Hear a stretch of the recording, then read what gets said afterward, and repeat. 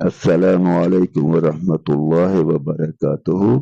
اللهم صل على محمد وعلى آله وأصحابه وبارك وسلم كما تحب وترضى. آج کی ویڈیو کی طرف بڑھنے سے پہلے گزارش ہے کہ اسے رب تعالیٰ جل شانہ کی رضا کے لیے اور پوری توجہ اور دھیان کے ساتھ دیکھیں، سنیں، اپنے دوست احباب عزیز و اقارب میں شیئر کریں۔ ممکن ہے کسی کی ہدایت کا ذریعہ بن جائے۔ اگر ایسا ہو گیا تو میری آپ کی نجات کا ذریعہ اور سبب بنے گا۔ تو چلتے ہیں آج کی ویڈیو کی طرف۔ ہماری آج کی ویڈیو کا عنوان ہے کہ نبی مکرم صلی اللہ علیہ وسلم کی شفاعت آخرت میں کس کس کو ملے گی۔ حضرت عوف بن مالک رضی اللہ عنہ فرماتے ہیں کہ ایک سفر میں نبی مکرم صلی اللہ علیہ وسلم نے آخر شب میں ایک جگہ پڑاؤ ڈالا۔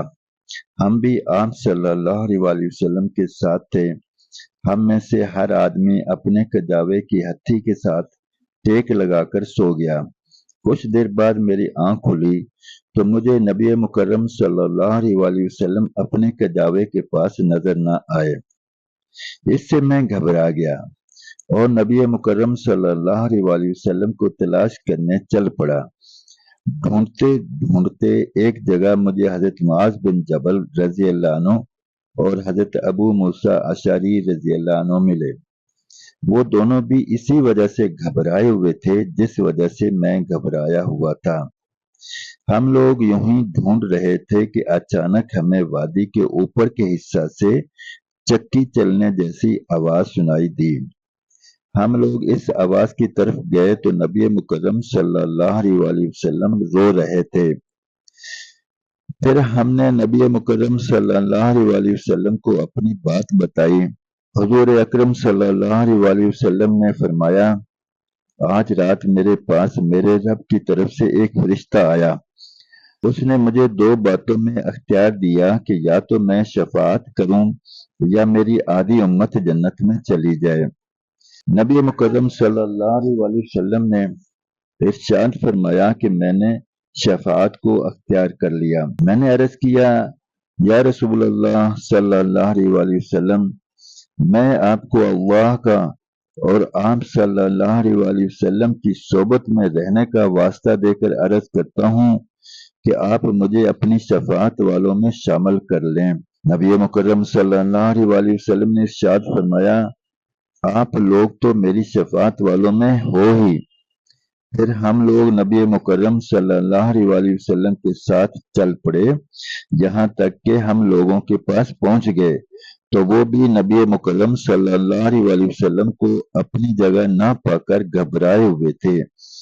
یہ دیکھ کر نبی مکرم صلی اللہ علیہ وسلم نے فرمایا، میرے پاس میرے رب کی طرف سے ایک فرشتہ آیا اور اس نے مجھے ان باتوں میں اختیار دیا کہ یا تو میں شفاعت اختیار کر لوں یا میری آدھی امت جنت میں داخل ہو جائے۔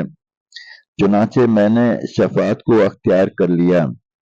صحابہ نے نبی مکرم صلی اللہ علیہ وسلم کی خدمت میں عرض کیا کہ ہم آپ کو اللہ کا اور آپ صلی اللہ علیہ وسلم کی صحبت میں رہنے کا واسطہ دے کر عرض کرتے ہیں کہ آپ ہمیں بھی اپنی شفاعت والوں میں شامل کر لیں۔ جب تمام صحابہ کرام رضوان اللہ علیہم اجمعین آپ صلی اللہ علیہ وسلم کے پاس جمع ہو گئے تو آپ صلی اللہ علیہ وسلم نے فرمایا، میں تمام حاضرین کو اس بات پر گواہ بناتا ہوں کہ میری شفاعت میری امت میں سے ہر اس آدمی کے لیے ہے جو اس حال میں مرے کہ رب تعالی جل شانہ کے ساتھ کسی کو شریک نہ ٹھہراتا ہو۔ نبی مکرم صلی اللہ علیہ وسلم نے پورا کلیہ بیان کر دیا کہ کن کو شفاعت ملے گی، کون شفاعت کے مستحق ہوں گے۔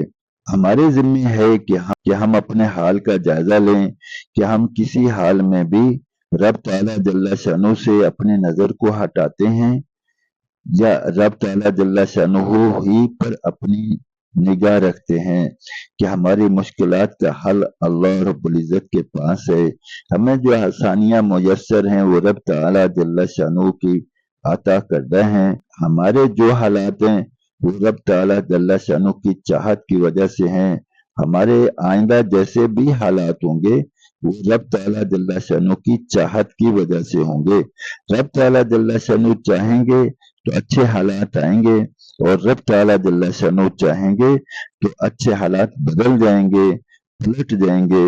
جیسا دنیا کے اندر ہم دیکھتے ہیں کہ ہر چیز کو پیدا کرنے والے، ہر چیز کو چلانے والے رب تعالیٰ جل شانہ ہیں، ایسے ہی جیسے چیزوں کو پیدا کرنے والے اللہ پاک ہیں اور ان کو چلانے والے، باقی رکھنے والے اللہ رب العزت ہیں، ایسے ہی حالات کو پیدا کرنے والے بھی اللہ پاک ہیں، ان کو لانے والے بھی اللہ پاک ہیں، ان کو بدلنے والے بھی اللہ رب العزت ہی ہیں۔ اللہ کے سوا نہ کوئی حالات کو پیدا کر سکتا ہے، نہ حالات کو لا سکتا ہے، اور نہ ہی حالات کو بدل سکتا ہے۔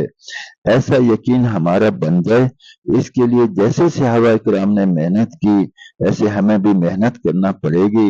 اگر ہم اس محنت کو اختیار کر لیں گے تو انشاءاللہ اللہ رب العزت کی ہم عزت اور وقار کے ساتھ رہیں گے۔ رب تعالیٰ جل شانہ ہمارے بارے میں اپنے محبوب نبی مکرم صلی اللہ علیہ وسلم کی شفاعت کو قبول فرمائیں گے، اور آخرت کی مزے والی زندگی مل جائے گی۔